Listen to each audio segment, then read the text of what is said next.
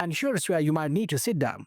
Iran has now reportedly asked the Taliban for help against Mossad. Yeah, the same Taliban they've had deep ideological and historical clashes with, Iran being a Shia powerhouse, Taliban being hardline Sunni. On paper, these two shouldn't even be in the same WhatsApp group, but geopolitics isn't Tinder. Sometimes your worst enemy becomes your wingman.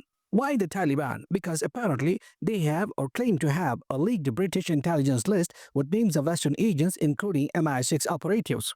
Iran thinks this could help them identify Mossad networks inside their own country. Whether that list even exists, that's a whole other question. But if true, is a geopolitical equivalent of a jailbreak cheat code. So how does this Iran-Mossad-Taliban subplot tie back to the Red Sea?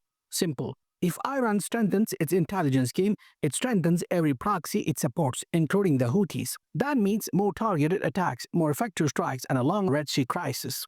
Already the economic ripple is massive.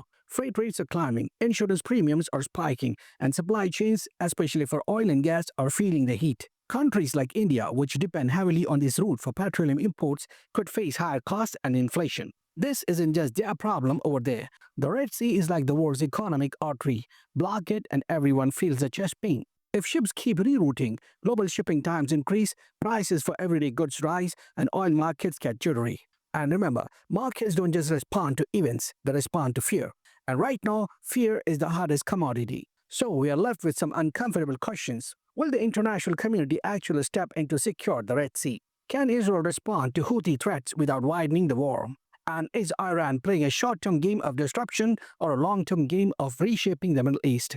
Because if it's the latter, then what's happening in the Red Sea is just one chapter in a much bigger playbook. Right now, the Red Sea is no longer just a trade route. It's a live fire testing ground for a new kind of warfare, where street actors use proxies, economic choke points, and intelligence warfare instead of traditional armies. The Houthis aren't acting alone, they're part of a much bigger rep. And if the war doesn't figure out how to untangle it, the next global crisis might not come from a stock market crash or a pandemic, it might come from a shipping lane.